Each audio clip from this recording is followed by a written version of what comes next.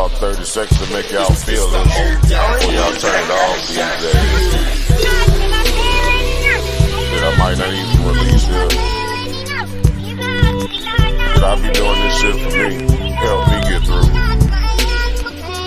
I feel like I give until I can't, but most don't recognize it till I ain't. Blood on them covers, she hoping paint. Sorry mama, but it ain't. This world took a toll on me, and everyone that say they love me always seem to follow me. The same one that call me great, treat me like I ain't shit. I read between the lines, it's written all over your eyes. I see the disappointment in the eyes of the ones who want me dead, but I ain't never been scared, I tried to get there. Sometimes I wonder if I survived or did I die on that ride to that hospital. Demons all around me, I am not mental. This game of life, it is not simple. Last time I was happy, I was popping pimples. I copped a lot of guns cause I don't really trust none. Keep them all locked in the safe cause I don't trust one. Sometimes I say to myself cause I don't wanna be the one to fuck your mood up. And you think I be acting funny. Ain't nothing funny when that Glock to your own top cause you just want the screaming to stop. Daydreaming, I be scheming a lot. They say we all that we got. Well, I ain't got shit cause niggas disappear when it's hot. Humbly, I endure through life's trials. With fortitude, I face the miles. Though shadows darken, I stand tall, unyielding in the face of it all. Through battles fought and battles lost, I find strength in the tempest tossed. For in humility I find grace, a guiding light in every space. Through hardships faced and burdens carried, I seek solace though weary and heavy. For the humble heart knows its worth, not defined by the accolades bestowed on the earth. I find myself locked inside the walls of my mind for such a long time. Niggas see results of these crimes and call it strong grind. I just pray to see the sunshine. Meditation never helps, I make these songs cry. Serenade the broken hearted like I'm right there. I might be. Niggas tell me do the right thing, but I'm not Spike Lee. If I was down bad, stains on my white teeth, who would give a fuck about me? Probably very few. That's who I fuck with. I'm talking like one or two. You don't wanna drink from this cup, it's close to 100 proof. Not after major bucks, but I deserve a Grammy. A drop top vet dripping candy. Long time coming, was it worth it? Probably not. No dessert until I drop. Hitting circles around your block, empty some rock. We could've both died the second time I dodged death. It took my mama and her sister to get me off of that stress. I often guess and wonder if I made the right choice, or did I kick the door and set it off? This could be purgatory, night of the sleepwalkers, where dead folks seem to keep talking. Are we dead yet? In silence I find solace and peace, every moment a chance to release. For in humbleness I am made strong, unafraid to admit when I am wrong. I endure the trials that life presents, embracing each challenge, learning from events. For humility teaches with gentle might that growth and wisdom will come from taking flight. In each step forward I find resilience, a quality forged through something brilliant. With head held high yet humbly inclined, I endure knowing I am not defined. For it's not in grandiose accolades or fame, but in quiet moments when I proclaim that through humility I stand secure, enduring life's tests steadfast and pure. Humbly I endure, humbly I endure, humbly I endure, humbly I endure, humbly I endure, humbly I endure, humbly I endure.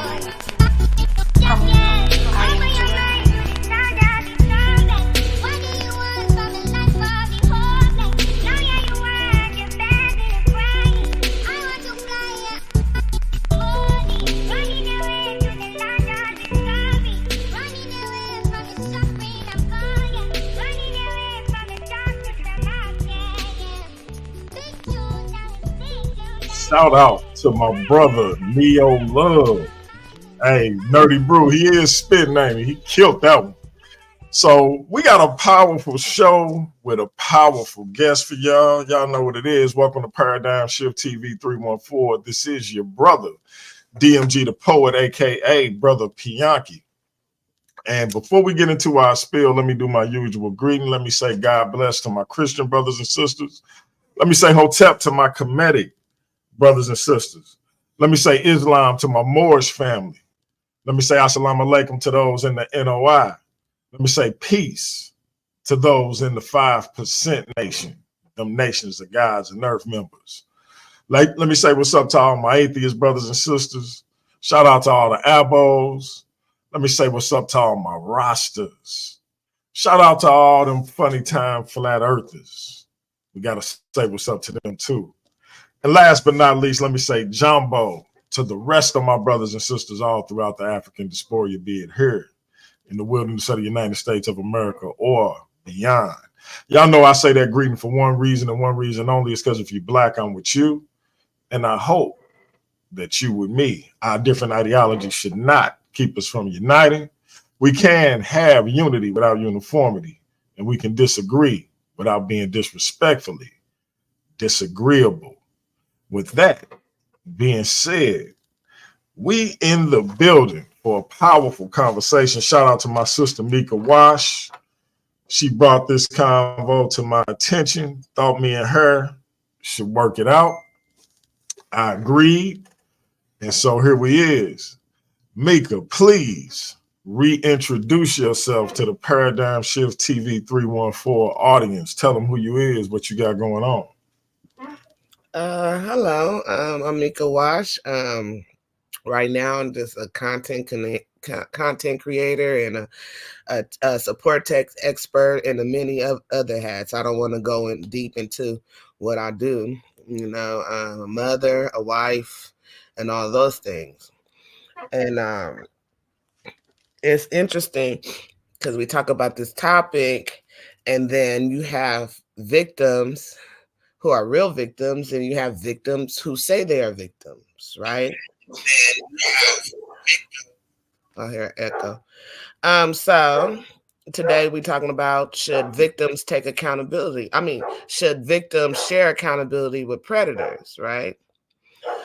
So this invites us to navigate the intricate terrain of victimhood, accountability, and agency. In this discourse, it's imperative to acknowledge the complexity of victim narratives, including instances where individuals may have initially pursued agendas but later found themselves thrust into the role of victimhood. Indeed, the landscape of victimhood is not always clear or clear-cut, with cases where individuals may have had motives or agendas that blur the lines between perpetrator and victim. Yet, as proponents of the affirmative stance, we assert that even in such cases, there remains a fundamental imperative for accountability. While it may be tempting to dismiss individuals who initially pursued agendas as worthy of empathy or support, it's essential to recognize that victimhood is not a static condition, but a dynamic process shaped by complex social, psychological, and ethical factors. Moreover, the presence of agendas does not negate the validity of the harm suffered or absolve perpetrators of their responsibility. But we need to be holding individuals, including those with agendas, accountable for their actions and experiences. We not only uphold principles of justice and fairness, but also create opportunities for reconciliation, growth, and healing. Through introspection, acknowledgement of wrongdoing, and a commitment to positive change, individuals can transcend the limitations of their past action and contribute to a more just and compassionate society. In the pages of history and the narratives of contemporary society, we encounter countless of examples of individuals who, despite their initial agendas or motives, have undergone profound transformations and emerged as advocates for justice, empowerment, and reconciliation. Their stories serve as a testament to the resilience of the human spirit and the transformative power of accountability. Therefore, as we embark on this journey of exploration and dialogue, let us not shy away from the complexities of victimhood, but instead embrace them as opportunities for reflection, empathy, and growth. By acknowledging the nuisance of victim narratives, including cases where agendas may have been present, we affirm our commitment to justice, accountability, and the inherent dignity of all individuals involved. And then I stop there. Your turn.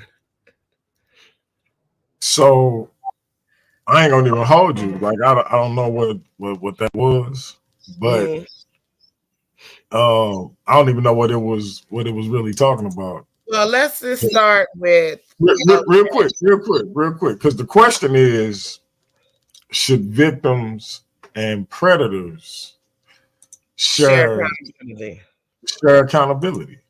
Right. And so that to me is the only question. And my answer simply is an emphatic no. Now, you know, all of that reconciliation stuff they was talking about starts there. Like you can't reconcile anything without letting it be known who was responsible for what, right? So I get the example. People always say, well, nothing good happens after midnight, right? And so if a woman goes to a man's residence, his hotel room, etc., and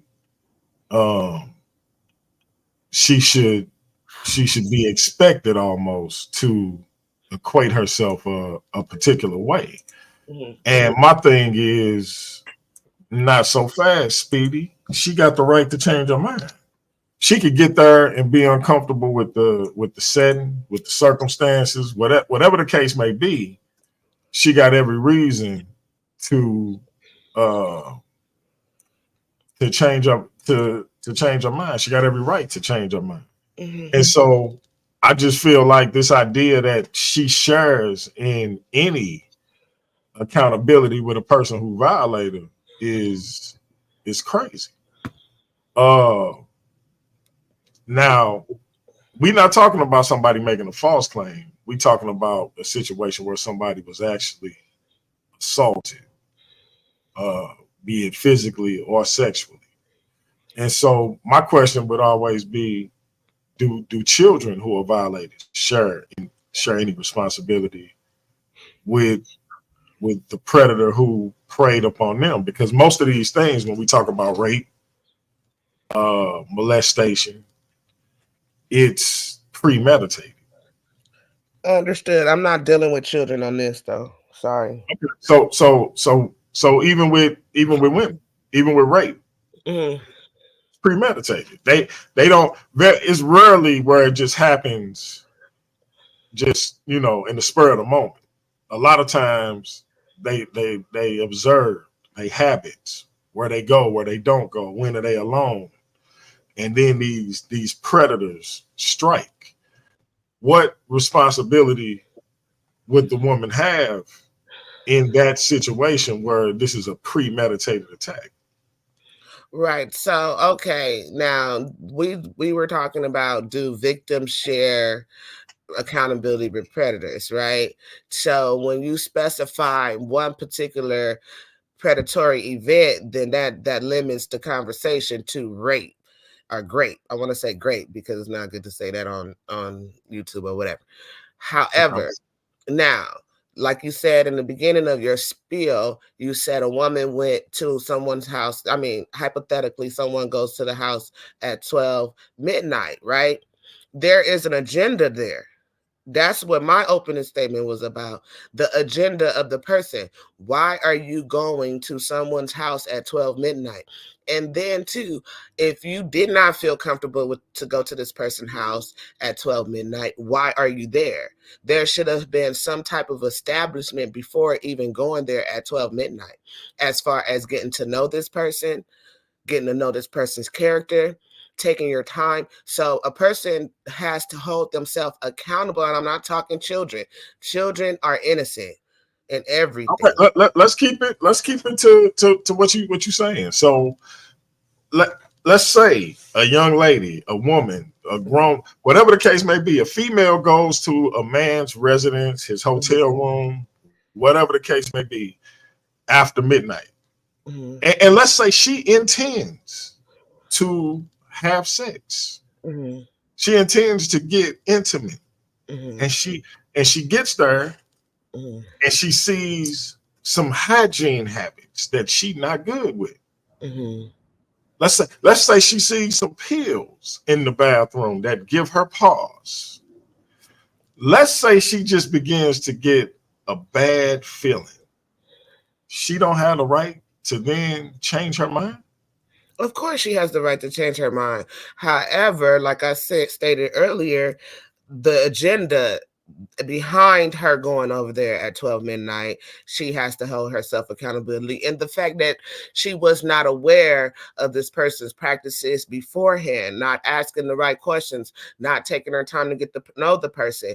Like, why would you go to someone's home or house or hotel room at 12 midnight?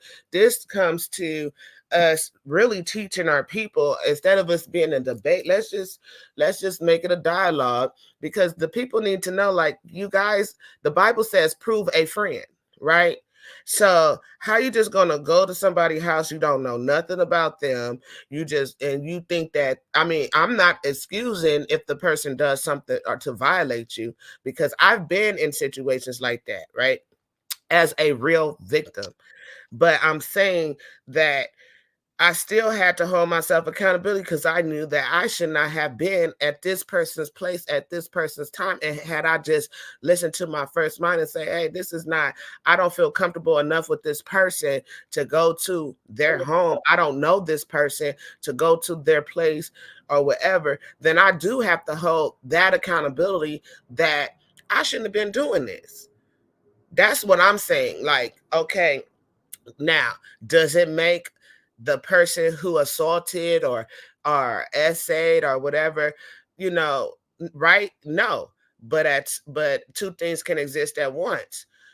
That person that assaulted holds accountability, and the person that made the bad decision by dealing with somebody and not vetting this person out has to hold that accountability.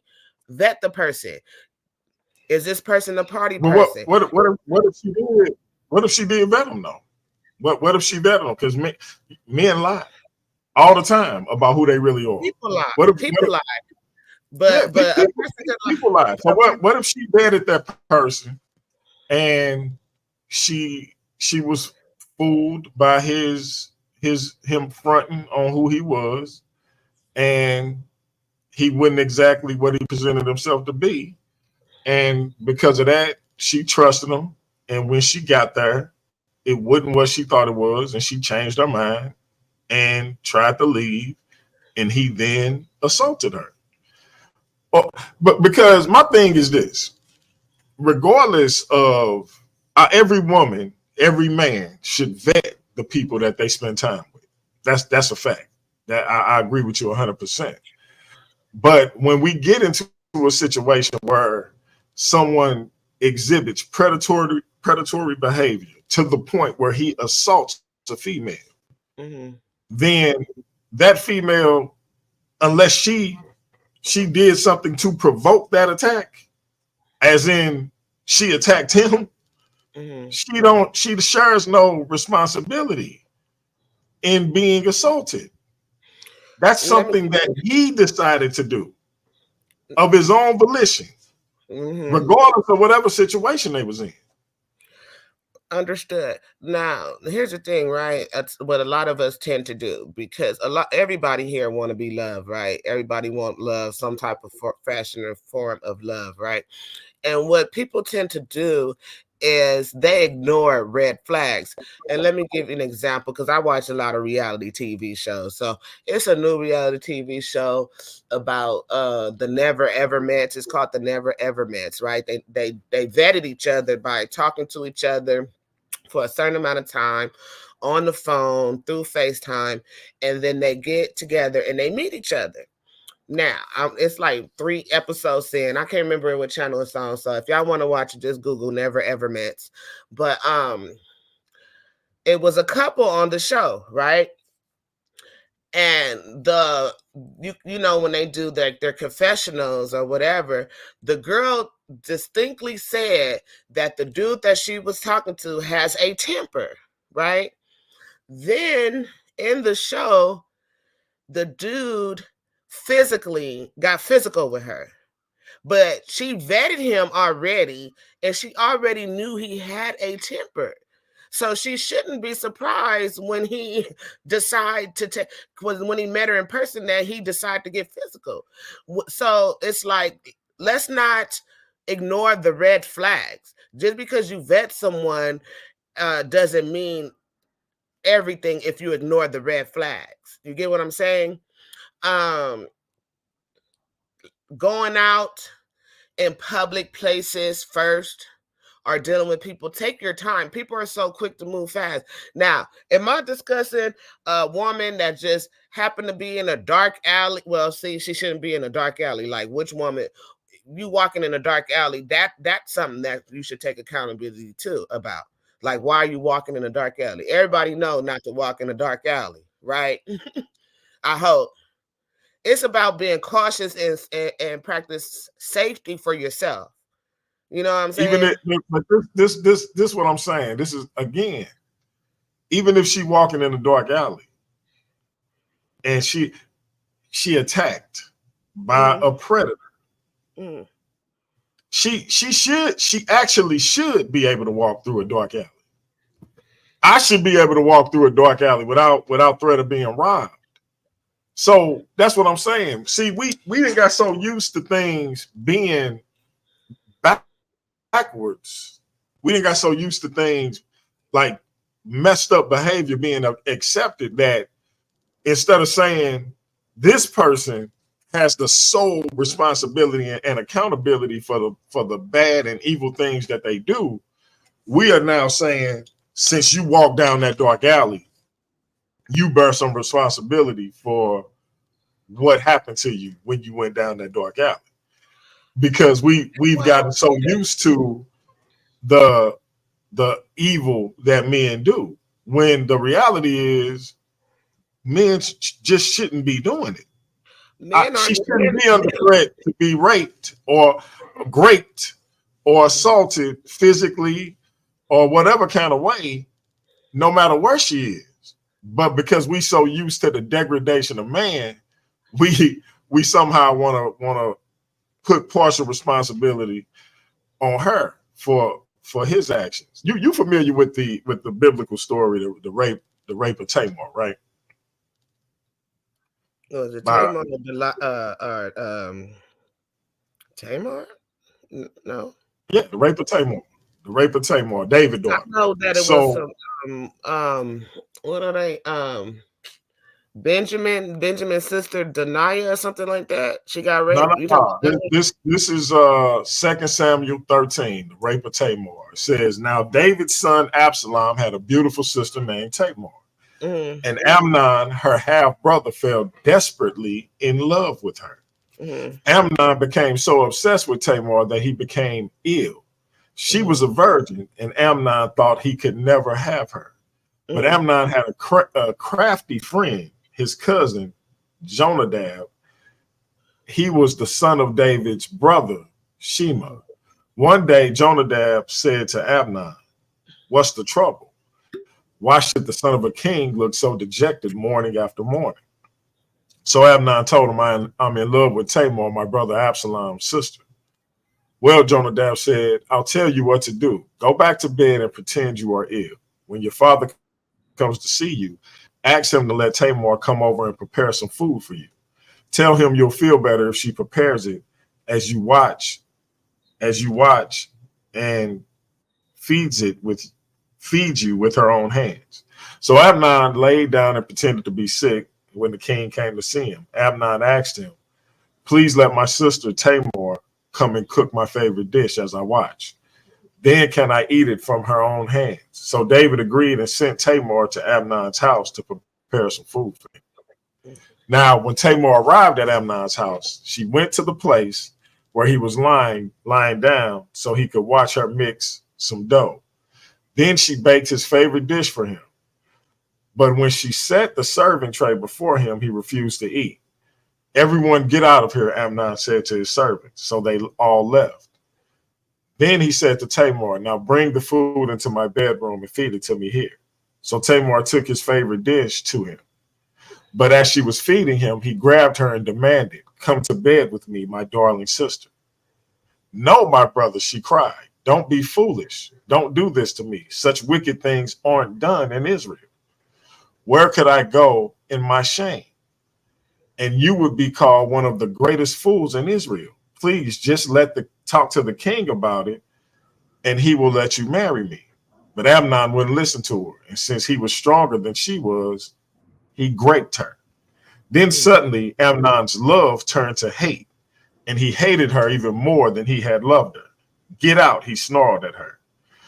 No, no, Tamar cried. Sending me away is worse than what you have already done. I read that to say this, or to ask this. What responsibility or accountability did Tamar have in that situation? None. And that's my overall point. Well, when we're talking about victims and sharing, Right, but just walk with me. Even when a woman, right, has intent, because that was a predator, a premeditated predatory act. He plotted and schemed to get her in that position. He got her in that position, and he did what he did. And that's how these things tend to go when we're talking about victims and predators. But even in the situations where a woman may intend to be in an intimate situation with an individual and simply change her mind, become uncomfortable for whatever reason, I don't think she has accountability in his decision to push forward in something she no longer wants to do. Okay, so am I saying all victims hold accountability? No. But there are certain ones that do have to have some type of accountability. Am I excusing whatever happened to the victims? No. However, it's like being cautious, like I said, and then too sharing the story, because now I got a question to ask you about the story you just told me. Why did Tamar not want to leave after he raped her? Because, as she said, it would be better if you talk to the king and he'll let you marry me. So she was willing to marry her predator. Yeah, because this was a different time. If this was today, then we know that wouldn't happen. But given that it was ancient Israel, sound like to me she was trying to hold some type of accountability. It just no, like, why would you want to marry? No, what she was doing was trying not to be shamed for no longer being a virgin. Yeah, so that wouldn't be like something that I would consider her at fault for. Something I don't consider no victim at fault for anything. Let's be clear. Two things can exist at once. So, an example, right? When it comes to, let's say, because I like to use celebrities because people are familiar with it. I can't use like personal people's thing because people are not familiar with it. But say, for instance, with Bill Cosby situation, right? A lot of the women that dealt with him knew they were taking drugs, right? They accepted the drugs. They asked him for the drugs. They knew they were taking drugs.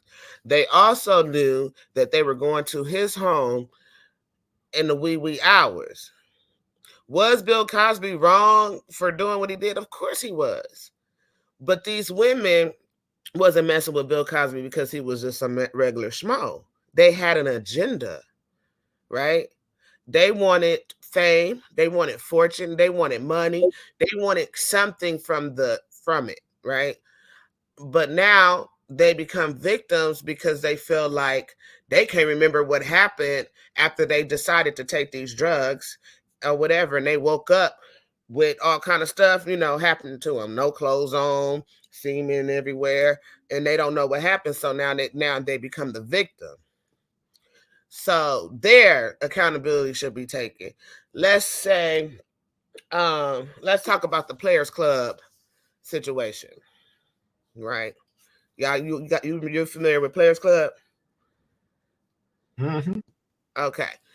So when the young girl, she already knew that Ronnie was already a little bit shady from her cousin. Her cousin tried to warn her about Ronnie, right? But she still said, forget her cousin, went on to a strip party, and then she realized she was the only stripper there, right? With a bunch of men.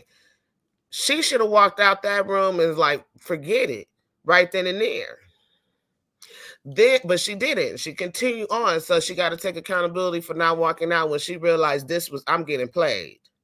Then not only did she go into a room with a whole bunch of men there as one stripper, she ended up going into a room, and this is a hotel room. This ain't even a strip club. She ended up going to a room with a man by herself where he raped her. When the whole situation was messed up from the gate. So I was mad when he raped her. I was sad when I saw that part. Well, nobody actually saw it, but when it was implied that happened. But at the same time, like, she has to hold herself accountable for mixed up with those type of people, and she knew it. And her cousin tried to warn her for walking into a situation like that and continuing to be in a situation like that. She had the opportunity to turn away. So this is where the accountability comes in at. You get it? No, not yet. You know, that was a nice little example. But here's the thing. She was there to do a job, Right. which is called stripping, right? Mm-hmm. And of course, if she decided to have consensual relations, whatever, because it's consensual, she wouldn't there to get great. She wouldn't there to get great. So again, I'm saying this, regardless of, okay, I walked in, I should have walked out. Fine. She can hold herself accountable for the fact that she saw a situation that could turn potentially bad, but she holds no responsibility for the actions of this predator because the potential was there for him to be predatory anyway. That's what I'm saying. Predators are usually premeditating their actions. As soon as he seen her, he knew what he wanted to do, and he took the opportunity to do it. So if she would have been there with 3 other ones and she went to do a private dance with him, he probably still would have done it. She can't share responsibility with him for what he did to her. That can't be a thing. That's what I'm saying. In a situation where a woman actually wants to, she intends to sleep with an individual. If she changes her mind, I don't care if she went over there at 2 a.m. If she get there and she decide, hey, this ain't gonna happen tonight, and he then takes it upon himself to force her, they don't share accountability. She said no. Yeah, I came over here with this intent, but I changed my mind. Like, when do we stop respecting a woman's right to change her mind based on the time, based on how she dressed? Yeah, that's a slippery slope. You know what I mean? And no one's saying that a person is not able to change their mind, because growth is inevitable and a person should be able to change their mind. But like I said before, no, this ain't about, real quick, Meika, this ain't about personal growth. This is about, I'm into this dude. We've been seeing each other for a minute. I think I'm gonna let him, we're gonna go there tonight. Or we been going there. Me and dude been going there. But he did something, I see something ain't right, and I don't want to sleep with him tonight. And he forces me to do it after I change my mind. Or I'm walking down a dark alley and a predator attacks me and forces himself upon me. Or I I'm going in my house and a predator comes behind me and forces himself in my house and assaults me. These situations, I'm not seeing where accountability can be had on both sides. Now, if we're talking about where a woman has consensual relations with a man and then lies and says that it wasn't consensual, that's a whole other thing. But if it's a situation where a man assaults a woman, I don't know how we making the victim share accountability with the predator. I just told you how, because they have to like know your environment. This is an example, right? Say for instance, right, I get robbed out my apartment or something, or my house or whatever, but I got all the doors unlocked. I don't have no security camera, and I know I live in a high crime neighborhood. I have to take accountability for getting robbed. It's just as simple as that. Yeah. Okay. So in a situation like that, right? In a situation like that, this is what I'm talking about. Where I said we so used to things being butt backwards that you just said because you came into your home, mm-hmm. where you live, where you own things, because you forgot to lock your doors, or you didn't lock your doors, or you didn't have, that it's okay for people who don't own those things. No. I ain't gonna say it's okay, but that you share accountability with people who don't own those things to come now and take those things. Well, when the reality should be, no, they don't have a right to my things, regardless of what I did. No, and no matter what the woman wears, no matter what time of the night it is, if she says no, that just simply means no. And that individual should accept it.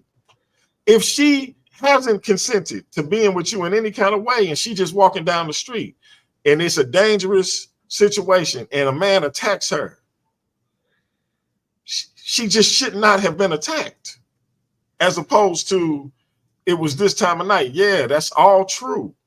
But he is responsible for his actions.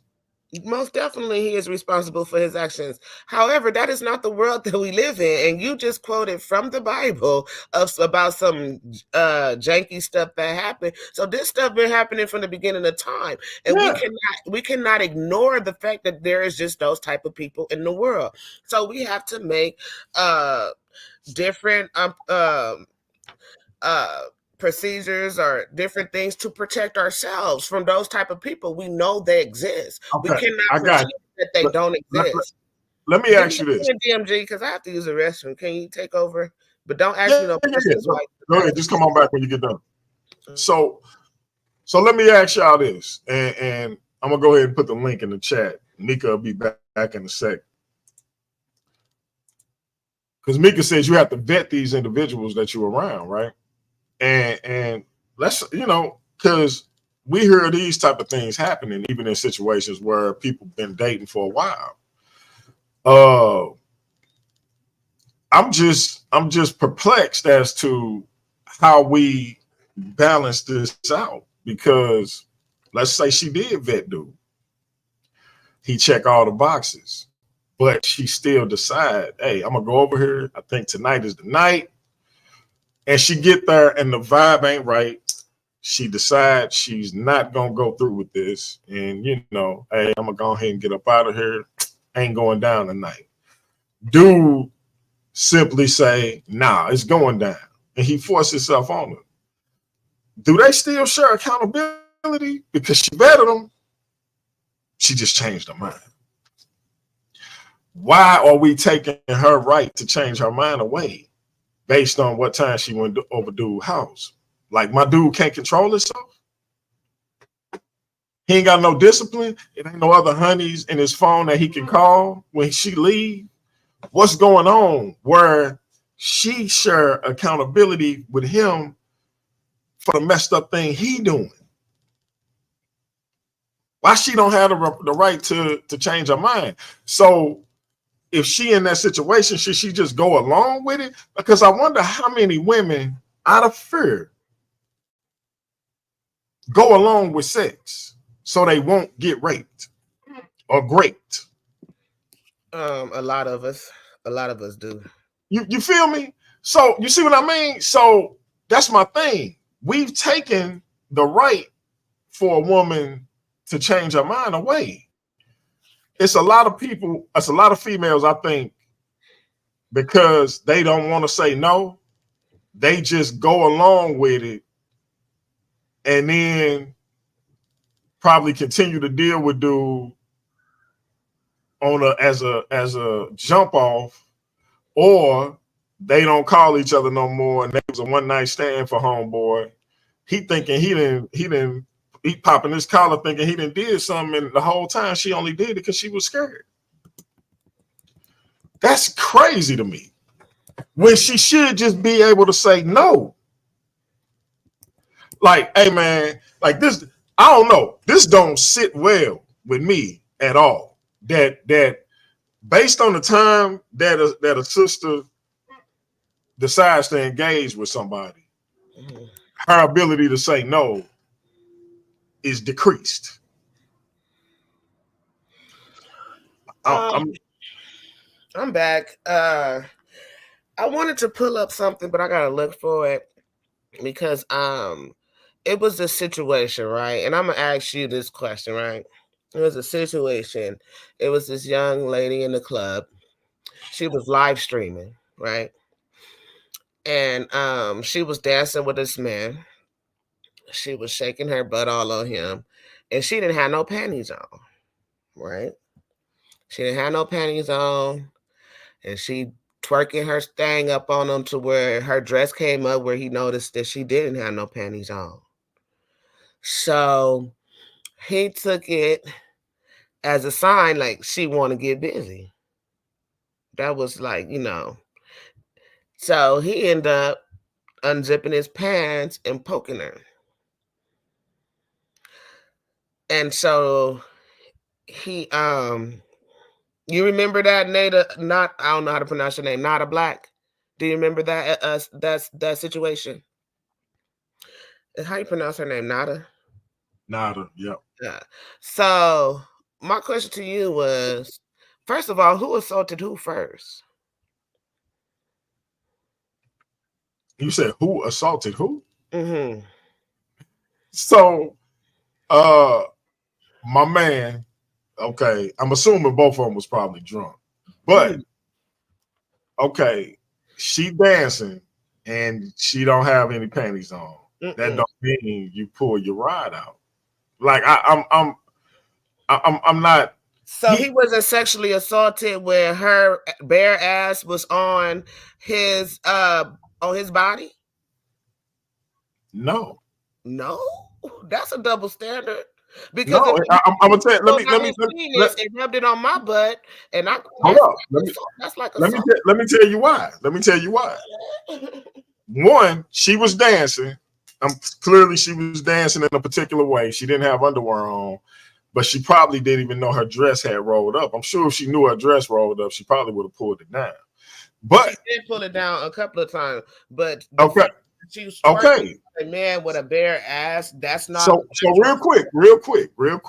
Her intent was not to put her bare ass on him. Otherwise, she wouldn't have pulled it down. Okay. So I'm just saying. Now, if she just pulled her dress up, like he unzipped his pants, like she did it, she meant to do it. She pulled her dress up and put it on him. Then I would understand what you're saying.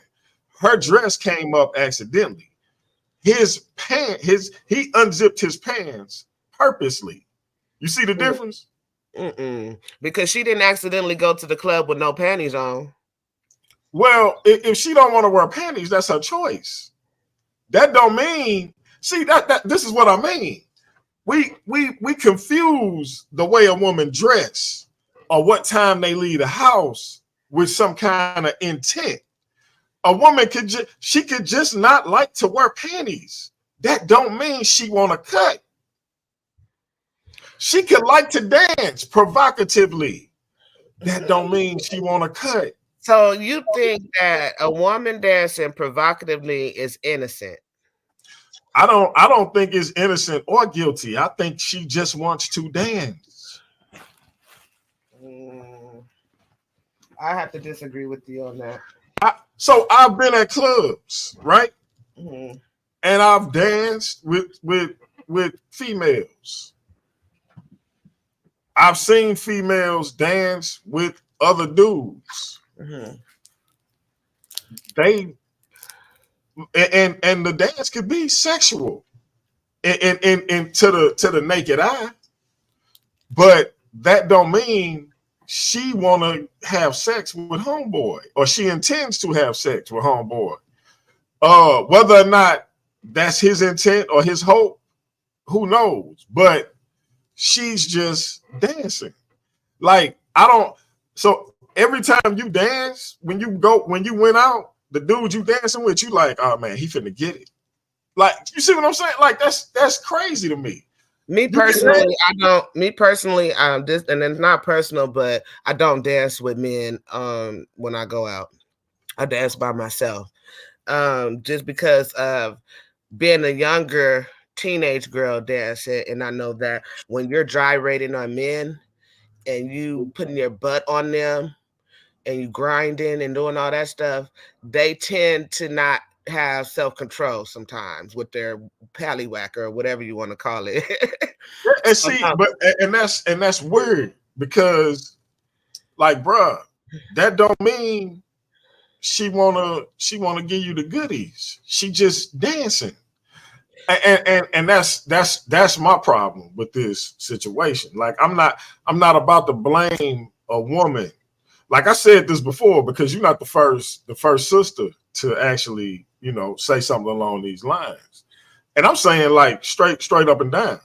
If my daughters walk out the house in they bra and panties and they tell a dude not to touch them, he better not touch them. Like I'm not like you ain't finna tell me what she wear is indicative of consent. It's inappropriate. Period. And I'm sorry, inappropriateness aside, it's not consent. My point. It's not consent, and I'm not saying it's consent, but accountability should be there. And this person said, Kuwani, this sister viewpoints on the subject is all over the place. You're gonna have to hey, y'all hit the link if y'all got questions for us. Link is in the chat. What I'm saying is this, right? I'm not here to say that it's her fault she got raped. I'm not saying that. But I'm saying it's her fault that she wasn't cautious about certain things. And it's not just a she, because it's about victims and predators, because men are men are victims too. So it's just not about she, and it's just not just about rape. It's about holding a victim accountable for making silly decisions. You get what I'm saying? That's my position on it. Now, if we're gonna just be talking about being great, that's one thing. Yeah, no, we so you gave the example walking down a dark alley. So you basically, if I'm walking down a dark alley with every necklace I own on, and I get raped, I live in LA, and I get robbed. I mean, walk around like that. Right. You don't walk around with chains on for a reason. But is the onus is on the thief, because if I want to walk around with my stuff on, I should be able to, right? You should, but that's not the world we live in, DMG. But that's not. No, what I'm saying is, if a person decides to rob me of what I paid my hard-earned money for, how do I share in accountability for what the decision they made to rob me? Okay, so if a person want to wear all their gold chains, right, and they go into a low-level neighborhood when nobody got nothing, I mean, it's common sense. I don't know how to explain that if you don't know. No, that's not. I'm not saying that me going into a poor neighborhood where crime is high is a smart decision. I'm not saying that at all. Or I'm simply saying that how do I share in accountability for what another person did to me? Regardless of what I should or shouldn't have done. Sure, if I don't engage with a person, if I'm not threatening a person, why should I have to fear for my things being taken or me being assaulted, beat up, whatever the case may be, just because they in a bad situation? We're not about to sit here and say that because a person decides to do something bad, that I then have to share in accountability for what they did. And they did, and on top of that, they did it to me, because that's, again, to me, that sound like she knew her dress was too short and too tight.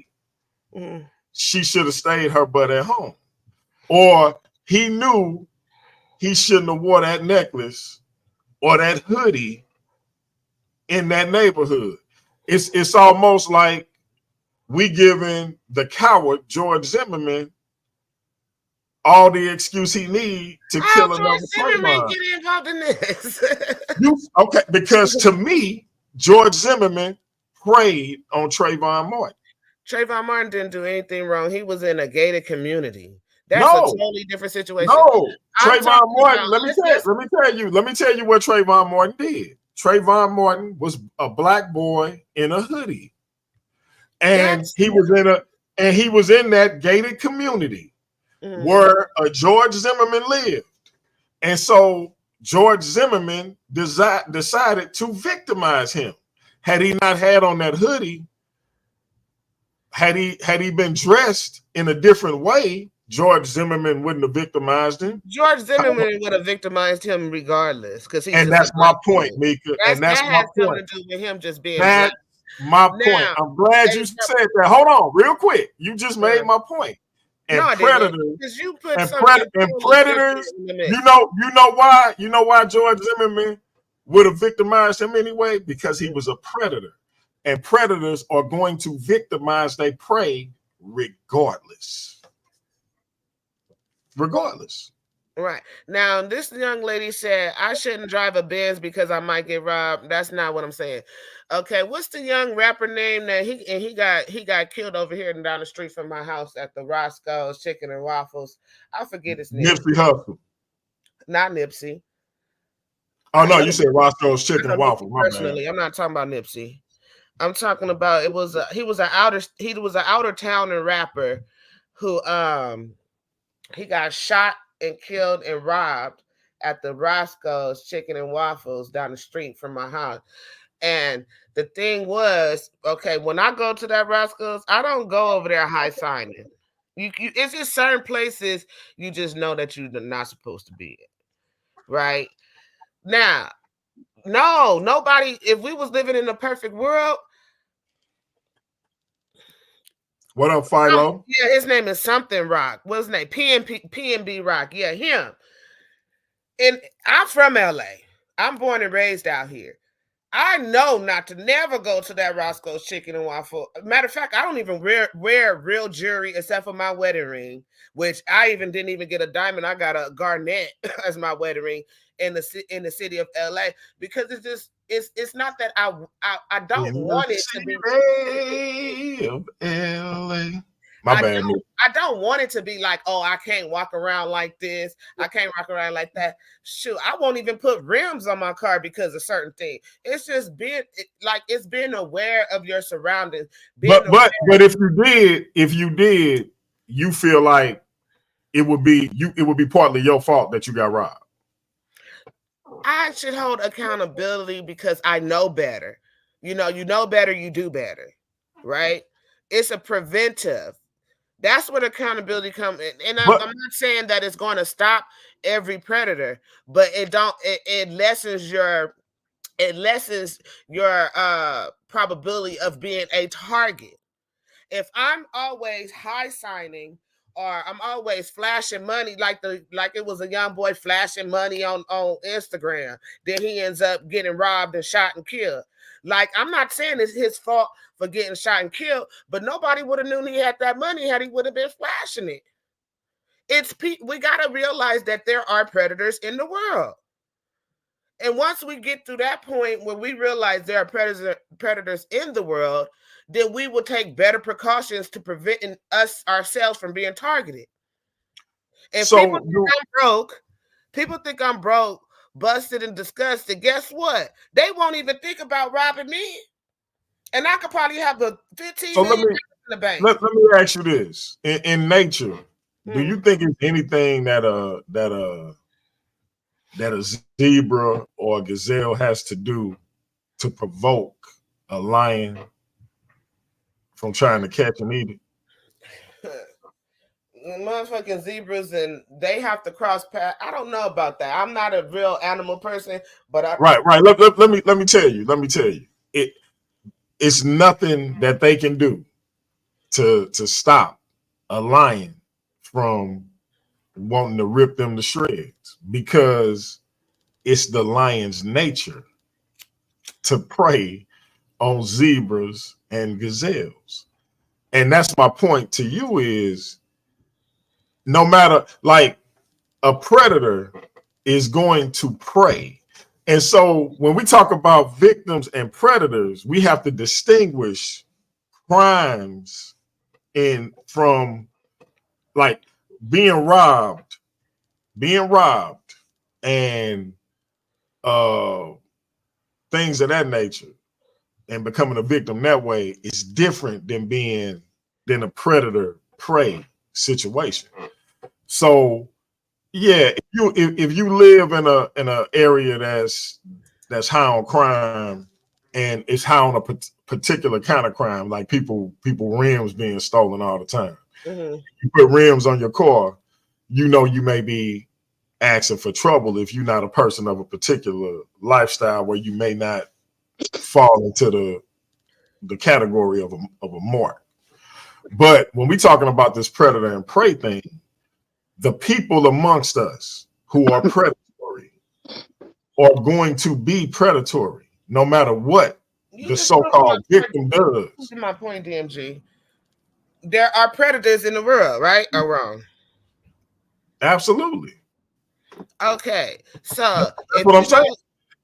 But no matter, my point to you was, though, the victim in that situation, who you saying should share in some accountability with the predator, I'm saying that they shouldn't, because the predator is going to play his role regardless. The predator gonna be a predator, is my point. Yeah, of course, a predator going to be a predator regardless. But my point is the accountability comes in for certain victims, and I'm not saying all victims, right?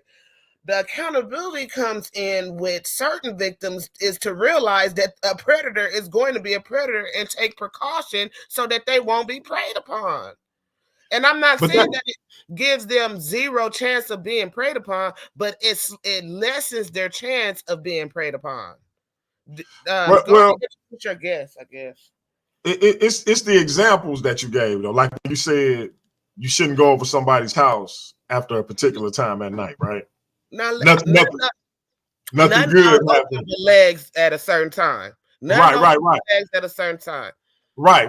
But let's say that's the case, and she go over a gentleman's house at a particular time.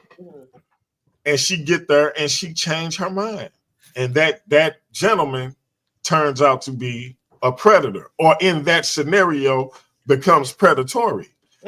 Why don't she just have the right to change her mind without having to share responsibility with her predator? And then we're gonna get to Kahani. Go ahead, Meika. I already answered this question, DMG.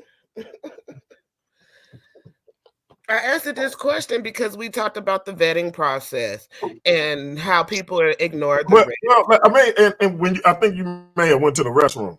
Well, let's say she vetted him. Let's say Yeah, they dated for a she while. vetted him well enough that she would have known that he had predatory ways. What if he didn't display them though? A What if he never person gonna displayed show them? you who they are all the time. If you Not vet all, them, no, Meika, you've never heard of a situation where a man didn't display certain behaviors, or a woman didn't, yes, I have. didn't We can even display talk certain about. behaviors until a particular point in a relationship. No, they did, but they chose to ignore. Like every situation that I know, and the sister said, somebody that earlier she said people that victims are usually. What did she say? Let me go back in the chat because she said victims. Most women are assaulted by men they know, right? Okay, and this is true. You know what I'm saying? Are men that they think they know. And then when you listen to the stories of these people's stories, there were cues and clues to predatory behavior that they chose to ignore. So here we're not here to say, oh, you deserve what you got, because you don't deserve being a victim at all. But I'm here to say people need to move a little bit more carefully than what they're doing. And they need to hold themselves accountable for moving recklessly. Go ahead and do Kalani. Kuani.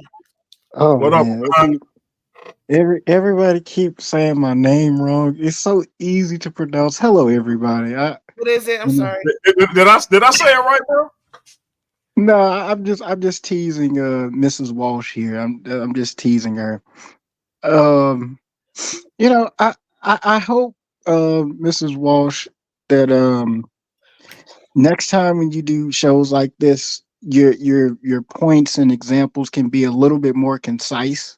Mm-hmm. Because it's like the examples go from here to there to everywhere, to where I'm kind of like confused a bit. But um yeah, I just hope, because this is a very not dangerous subject, but interesting subject that comes up nowadays on social media. So I hope next time you be a little bit more concise. you know What example you was unsure about? Like, no, it's just you go from talking about assaults to robberies because someone wears a particular amount of jewelry at a specific neighborhood, Mhm. and so it's kind of all over the place. I just hope next time you're a little bit more concise, is all. Okay, so based off the title, it says, should victims, right, share accountability with predators? There are more than one type of victim. There are people that got raped. There are people that have got assaulted, physically assaulted, like beat up or hurt, killed, robbed. So it's a broad subject when it comes, and it's not just gender based. You know what I'm saying? A person Hmm. can be a victim even if they are a male or a female. So it's basically how let me just give you a backstory how we got up on the subject. We were talking about what R. Kelly and Bill Cosby and stuff like that, right?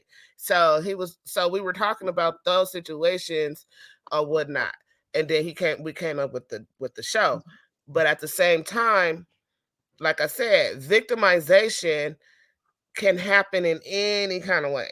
So that's why I gave those different examples of being robbed, being essayed, being what was the other one? Killed or whatever. And so I'm sorry that I'm confused you a little bit. Cool. Can you say her name again? It's cool, honey. Kuhani. Okay. Not a black is on the line. Not a black. My sister, same mama, same. You're echoing. Can you hear me, my brother? I can hear you loud and clear. Okay. I think the gentleman was correct when he said this type of rhetoric is dangerous. Very. It's dangerous. And I'm no feminist because I have so many brothers, and I know that accusations can be very dangerous. Hey, just for the record, who's the oldest amongst your brothers and your siblings? Just for the record. Anyway, Why you don't want to answer? I'm basically the oldest mentally. Oh, Yeah, I she would sound ask. like my baby sister. Hold on. I didn't ask what you were mentally. I asked who was the oldest and what year they. I'm the one that keeps this family together. Okay. Okay, I give you full credit for that. I asked who was the oldest. It don't matter.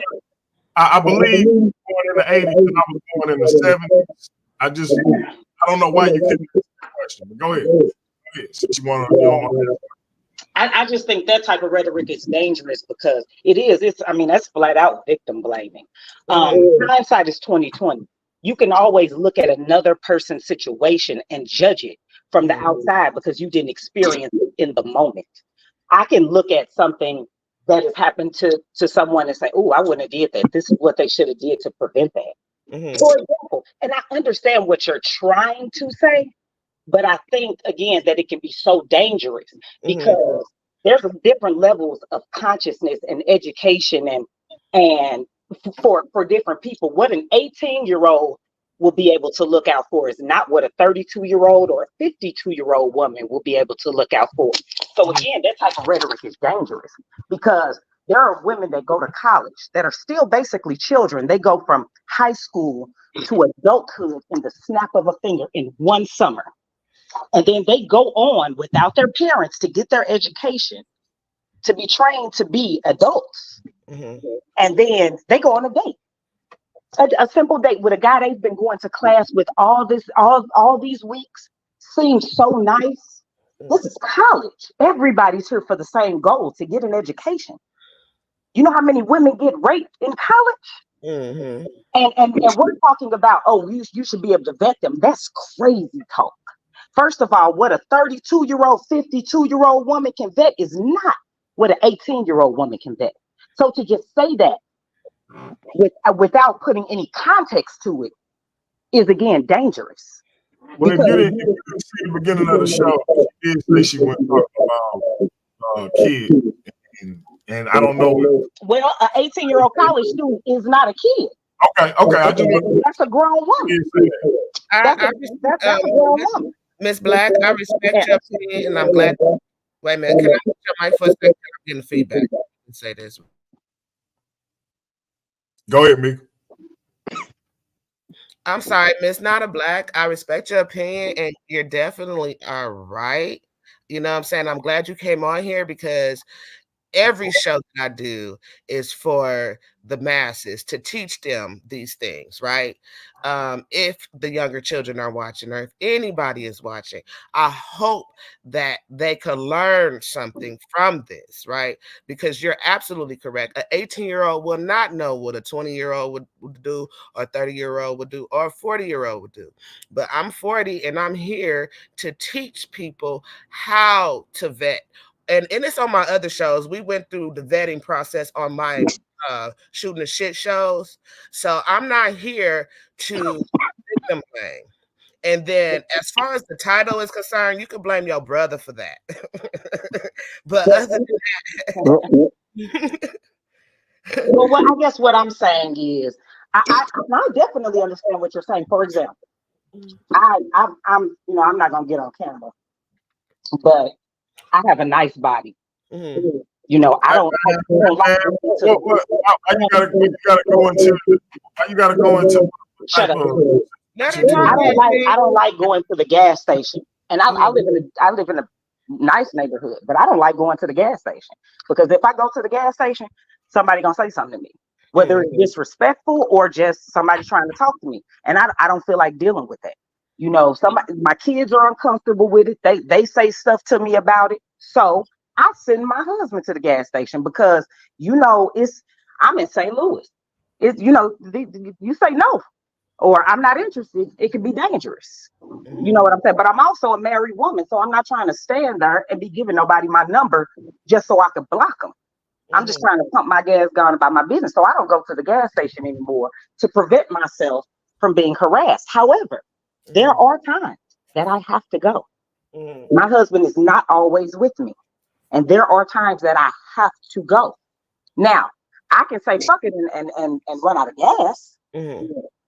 To prevent myself from being put in a situation, because you said I know what it is. I know what it is. So I could say, you know what? I'm just gonna risk running out of gas because I could get in trouble. You know, I don't want to put myself in a situation. Or I could say, you know what? I can't run out of gas. I got stuff to do. You know, I'm not going to be on the side of the road. I'm not about to have to call AAA. I'm going to go get this gas because sometimes you don't have a choice of the situation. I said you could call your brother. Right. Okay. So let me. For example, if I'm a woman and I work at a bar, that's my job. I work at a bar and I have to leave late. And I have to walk a particular way, and it's dangerous. I have no choice. I have no car. The bus is not running, and even if they were, is that really safe? Then what? It's not safe. But that is what it is. We don't always have that, and I think it's just the way you said it that made me be like, if you're a teacher, there's a way to teach. You know, we teach our daughters. And I'm not saying, you know, I don't know your way of teaching. I'm just going off of what I heard. But I agree with you 100%. But let me say this real quick.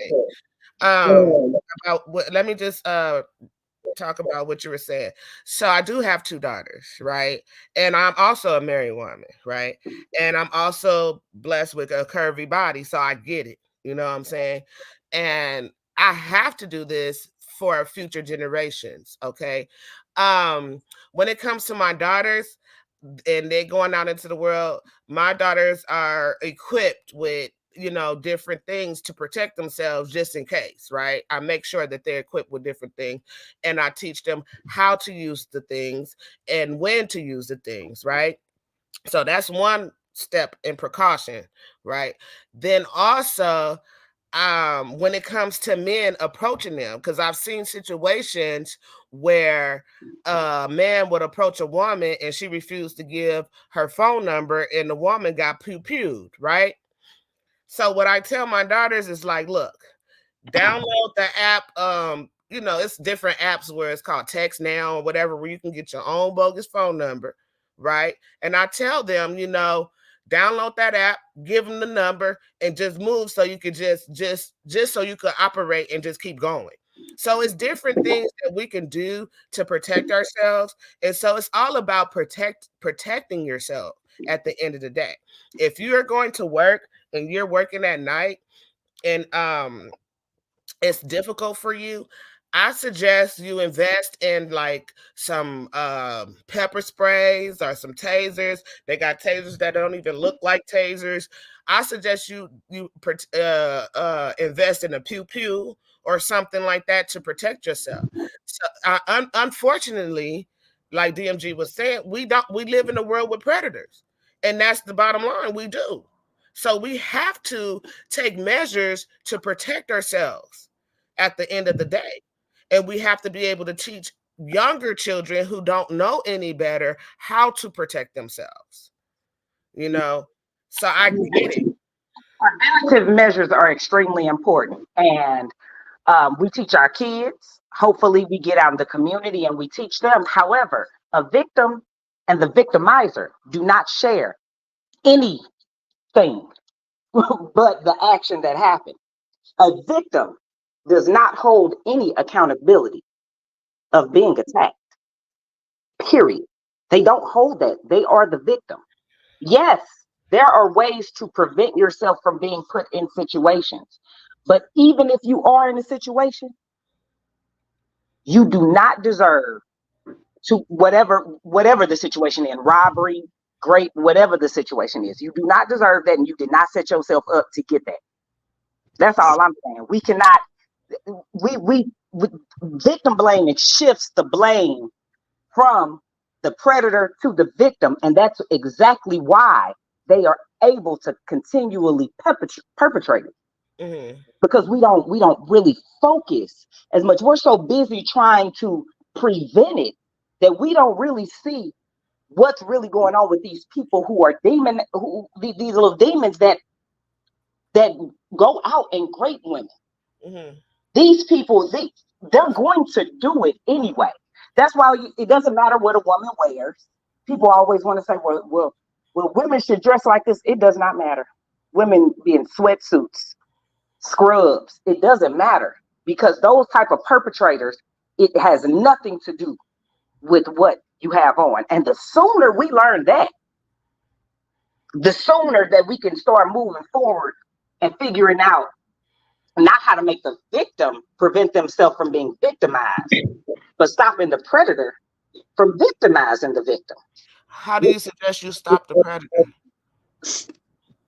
Well, most predators are repeated offenders. So they need not be on the street. It makes no sense that somebody that rapes someone or sexually assaults someone or is a pedo ever sees the light of day again.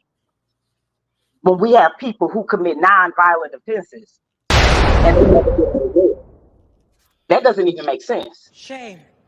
Okay, But you know what? But you know why that's the case? Shame. why? Is because most predators Shame. are of a different color hue. Shame. Most predators are in positions of power, so they protect themselves. Most, and I'm talking whether their victims are children or women. Most men who hold power, and it does not matter their color. We always don't do this to the black man, and what about Elvis and all this stuff? That does not matter. Shame. A predator is a predator. Shame. And it's all Shame. about power. They victimize who they can. Shame. Just because a Shame. president victimizes somebody Shame. and then Diddy victimizes somebody, we're not gonna say, oh, it's only Diddy's only getting prosecuted because he's a black man. No, that man has black victims. Let's look at the victims. Let me ask you. Predators have power. Let me Predators mostly let me hear, and then we're gonna get behind me. just mute your mic, Nada, because it's feedback. Okay, I want to ask Nada a question because she tapped on the Diddy situation. And I'm not talking about the sexual assaults that he's been allegedly accused of, but when it comes to like the way he did his artist, right? Should the artist hold accountability for the messed up contracts that they signed? You know what I'm saying? It's like this, right? I'm not victim blaming or victim shaming, right? I'm just here to say that we as a people, right? Because one thing that I know, every stupid situation that we're in, or messed up situation that we're in, is because of something dumb that we did. And I'm not talking about children or whatnot, and I'm just talking about adults here, people that can think critically. Okay, any child that has been a victim of anything, they are innocent, and I maintained that from the beginning. I don't know if you heard my introduction about, because I'm not saying that all victims, and I said this over and over again, I'm not saying that all victims should hold accountability. I'm saying certain victims should hold accountability, especially those that come into a situation with an agenda. That is my position. Also, preventive, you know, I ain't gonna say I was gonna say preventive medicine. I don't know why I'm saying it, but preventive precaution is essential to survival. So we have to be accountable to be preventive on being victims. But my question to you, like I said, I asked you, do you think that those people that sign messed up contracts should be accountable with Diddy? I'm not a black man. And then we're gonna get. I'll say this. A piece of paper that I can read, that I can study, is a completely different scenario than somebody violating my body that I cannot overpower. First, I want to say that.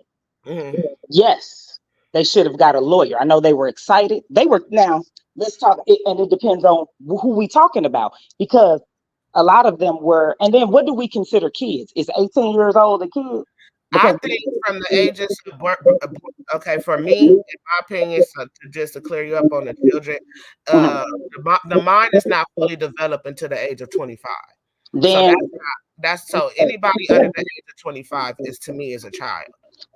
then and if we're not talking about children, if they're children, if they're 25 or under 25 as a child, by that definition, if we're talking about children being taken advantage of, then almost everybody Diddy signed was a child because none of them were over 25. I don't know that to be true. Hey, Biggie died when he was what, 23? He 24. 24. Danity Kane, 112. I don't know their ages. I'm sorry. Though I do. But I mean, if that's what you're saying is a child, that's what I would say. Then they're victims.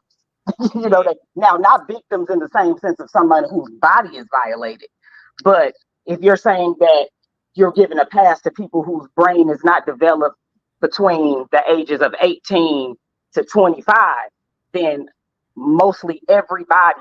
I'm trying to think. Jodeci. I mean, think about all those people. They were kids. I mean, they were kids. Like you just said, Biggie died. He didn't even make it to 25. So technically, yeah. But I honestly don't believe that. I believe if I'm given a piece of paper, I read terms and conditions of TikTok, YouTube. Like, I'm serious. Google.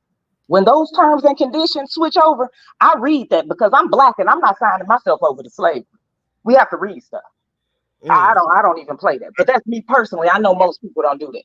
Speaking of not signing yourself over the plate, we get to my man Kahani, and I'm gonna let everybody close. All right, go ahead. I don't remember asking you a goddamn thing. I just want to say this as well. I think what we have to understand with a lot of assaults, right? We have to understand that a lot of these assaults wind up going unreported simply due to the fact that usually the victim already knows the perpetrator.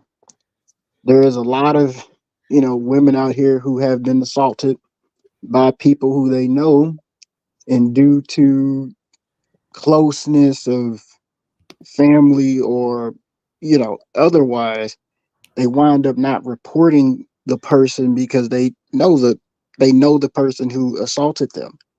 And I know this is mostly true because a lot of my professors, at one point I wanted to be a private investigator. So I took a lot of criminal justice courses at one point. And a lot of my professors were like they were like former homicide and sex crimes detectives. And they said that a lot of the cases that they presided over, usually the victim knew the perpetrator, so to speak. So, that's something to also think about as well. Because, this one person could be, like this one person could be your best friend one day and then try to introduce you into another lifestyle forcefully the next day. So it's very, it's sad. Hey, not a Black. Close out for us. Meika gonna go last because she got as long as she want. And before not a Black close out, I want to say this though. Let me get some water. Hold up. I was accidentally poisoned. I told my man Kahani about this earlier. The place my wife and my daughters like to go to, they got me some food. And I think they cooked my chicken in the same oil that they cooked my son's shellfish. And if you know me, you know I'm allergic to shellfish. So yeah, it's been a bad go about it in terms of my throat and my stomach. So y'all bear with me. But Meika, I initially thought that we would be having a conversation about where we disagree on these perspectives. But what I think Meika decided to do is educate on how to prevent oneself from being in these situations. And I think she's using the term accountability as a way of galvanizing women to take these preventive measures more seriously or more put them into action more frequently. So I don't want anybody to think that she's somehow coming off from a negative standpoint in terms of the way victims are represented. It's simply that she wants to prevent people from becoming victims more often. If I miscategorize that, Meika, clear it up in the closeout. Not a I did. I wasn't ready to close yet. We only been on, but I did want you to share my screen because I'm not the only. It's a psychological thing, right? And unfortunately, the truth is that certain clothing can make you a target. Certain jewelry can make you a target. High signing and flashing can make you a target. It's unfortunate that we live in a world like that, but that's what it is. Right here, there's accountability loop and a victim loop, right? And in the middle, you see the situation, the intention, and the choice, right? Sometimes victims tend to ignore, deny, blame, rationalize, resist, and hide, right? And the accountability loop is to recognize, own, forgive, self-examine, learn, and take action. So we need to be able to recognize the choices that we made, right? Own them, forgive them, self-examine them, learn from them, and then take action. And action is preventive measures. And another thing that I wanted to say, wait a minute, stop sharing the screen, is that, hold on. Let me just say this. Oh God, go back. So we got to move from the mindset of victim, right? Being accountable, right, gives you freedom, right? And also it gives you control over your life. So once we take accountability about certain situations that we find ourselves in, it gives us control over our life and gives us more control. I'm not going to say complete control because like we said earlier, there are always going to be predators in the world. And that's all I have to say. Nada, what's your final thoughts? I guess, well, first I want to say, I just want someone to please show me the statistic that says women who wear short shorts and short dresses and halter tops get get assaulted and great more than a woman who is clothed from the top of her neck to the bottom of her feet. I just want that statistic. I've been waiting on it for years. But that's moving forward from that. I like the accountability and the victim wheel. And I again, since I do understand what you're saying, I understand preventative measures. And I think now that I understand the age group, which I'm assuming I'm going to go ahead and say 30 and up, the experienced women that you feel as though have enough life experience. They've lived through their 20s. These aren't little girls anymore. That they should be able to recognize certain things, and I do agree with you to an extent with that. I absolutely do. And like my brother said, I guess it's just the wording that kind of threw me off. And when I came in, I didn't have enough context. But I will still say that type of verbiage can be so dangerous to women in general.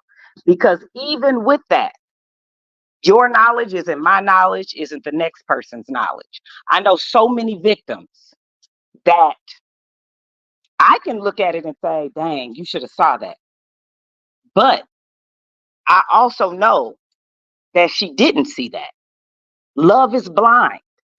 How much, like the one brother said, some people get assaulted by people they've known for years and don't even report it. I appreciate you being a teacher. I truly do.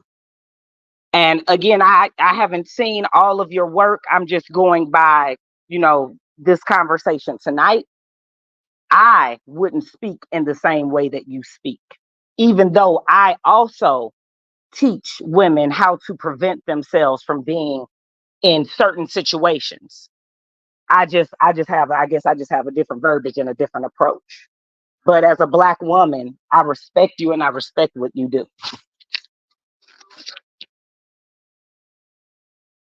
I appreciate that. It was tough coming in here because I wasn't cool with the title. I wanted to make it victim versus predator. But Also, it's DMG fault. Okay, my bad. I see. Maybe I it's came in dangerous. locked and loaded with that. Okay. It's very salacious and it's dangerous, but I was like, okay, I put myself on the cross. Then forget it. I'll do it because to me, the most important thing is that if people come and watch it, then they'll hear you teaching, they'll hear Kuani teaching, they'll hear DMG. So that's the only goal that the Most High put in me. Accountability, responsibility. We do have to teach our children responsibility. We do have to teach our children accountability, right? Whether they're 25 or they 5, you know what I mean? So it's imperative that we understand that going out in the middle of the night at 2:00 in the morning, ain't nothing good happening during that time, right? Does that warrant somebody come attack you? No, but you know that people are going to come. It's a higher probability that someone would attack you at that time of night. So to take precautions, don't do it. I don't go out nowhere past 9:00. I'm 44 years old, and I tell I have a 25-year-old, and I tell her, "You're not leaving this house at past 9. Wherever you need to be there by 9:00." So that's just me, you know what I'm saying? DMG, do you have what do you have to say? Or did he leave? He disappeared.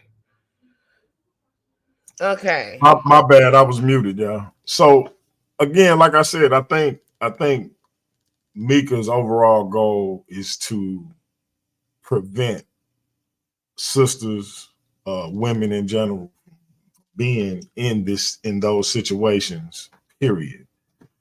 And so any preventive measures they could possibly take, that's what she promotes. And so her goal is to make to eliminate predators and eliminate victims altogether. And I think that's what she illustrated. I was simply contending that even in those situations where a woman didn't use the preventive measures that we think may be at her disposal, we can't take the accountability away, any accountability away from the animal that decides to violate her. And that was my overall point. Do preventive measures as much as you possibly can, but in the situations where you may have been careless in that thing for whatever reason, and a person violates you, they still made the choice to violate you. And so because what we forget about is the mental aspect of that. Some people can take that notion of I sharing the accountability and maybe mold that into some kind of Batman-esque mentality of never again. Right. It makes you a survivor. You know what I'm saying? Instead of being a victim, let's be survivors. And we need to learn and teach, like, this is what I did wrong. This is how, and I'm not saying everybody, because some people are just completely innocent and just get assaulted out the blue. No. Well, I have been there. And you're right that they could turn that into a survival cry. But there are those who also, if they internalize what they could have did different, what they may have done wrong. Was my dress too tight? Was my dress too short? Was my shirt too tight? Did I show too much cleavage? Did I say something to him that made him think this was okay? Did did did I lead her on? And that's what led to her stalking me and eventually harming my family in some way. When you start to do those things, it could plague you mentally. And that's why, for me, the onus must remain on the person who did the heinous act of violating you, however they decided to do it. Because ultimately, they made that choice, regardless of what you did. And that's why I say, a predator is going to be a predator. But I think you did a great job of explaining your position. You showed resources. You gave evidence as to how that can be beneficial. All I wanted to state was I think that we keep the onus and the blame where it should be, while also promoting those preventive measures and highlighting those things. Also, let me touch on Kuhani's position, because he said that a lot of things go underreported, and that is also taking accountability too. We need to start reporting whenever there's an assault made. Forget all this snitching stuff, the no snitching thing. People need to start snitching. I don't care if you're an upstanding citizen and you ain't committing no crime, it ain't snitching anyway, right? So it's like. And I've been a victim before. You know what I'm saying? I've been a victim. I've been sexually assaulted, raped, molested, physically assaulted, all those things, right? And even robbed by somebody I knew, robbed by my own family. You know what I'm saying? And certain victims, they go in, and that was my position too. Certain victims, they go in with an agenda and then they call themselves victims, and it's not fair to real victims, right? So that was another position that I was going to make a point about, but I never got across to that, because that was my opening statement about the agendas of certain people. They go in with an agenda and they're trying to be a perpetrator and end up being a victim, and that is really bad for real victims, right? So let's report. Let's not, I know it's a shameful thing. Like when you read the story about Tamar, she was shamed, right? She didn't want to say nothing because she didn't want to be shamed. Forget that. Forget the shame. Tell your story. You know what I'm saying? So that it could prevent other people from dealing with the shame. Right. So it can prevent other people, like the girl with the 52 video. She told her story and a lot of women recognized her story, and it was like a trauma bomb because we all understood, but she ignored the red flags. Let's stop ignoring red flags. When you see a red flag, believe it. When a person show you who they are, believe them. And that's all I have to say. Thank you, DMG, for having me on the show. Meika, tell them about your show, your Facebook page, all that. Okay, I was getting to that. Not a Black. I love your energy. I would love for you to check out my shows one day, or even come on there one day. I have Mouth Off with Meika. That's when I do my interviews. And then I have Shooting the Shit. We've covered topics about relationship manipulation. We cover topics about bullying. And so my whole show is based off of preventive measures when we're dealing with manipulative or predators or whatnot.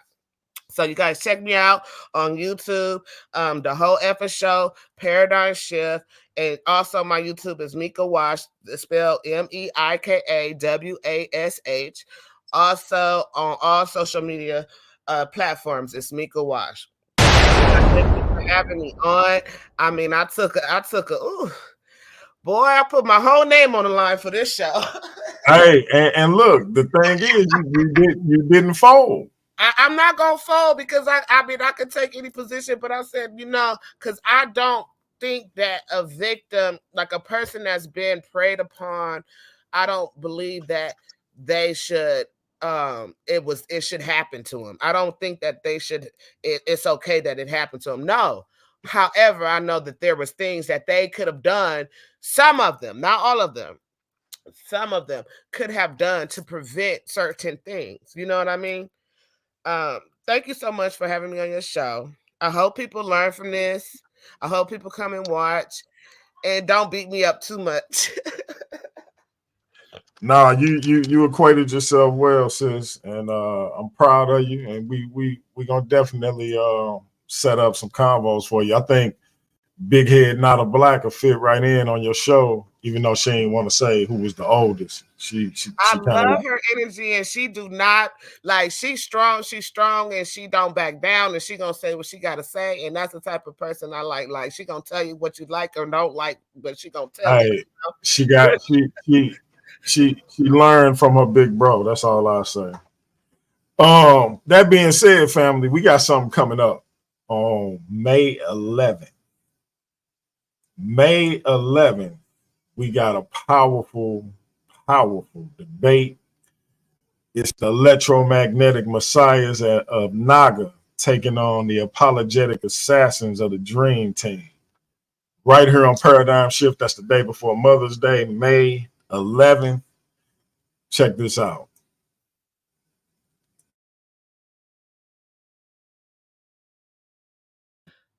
All right, bro.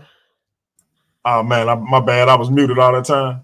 No, you said check us out May 11th for the Naga and the Dream Team debate. Yeah, talking about electromagnetism is God light. There you go. You guys gotta check. God is light, and light is electromagnetism.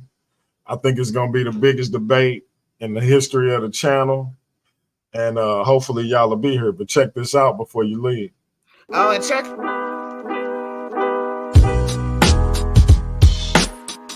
For my real rap, man. Tired of that, man. Retired that. They don't really want to hear the truth no more. Think they scared how I make them feel. And you can say anything you want about me. I ain't worried, that don't make it real. They don't really want to hear the real no more. Think they scared how I make them act. And you can say anything you want about me. I ain't tripping, that don't make it fact. Look, coming live from the gutter like a cold puddle. That's May 11th, Naga versus the Dream Team. God is light, light is electromagnetism. We're going to see who come out on top.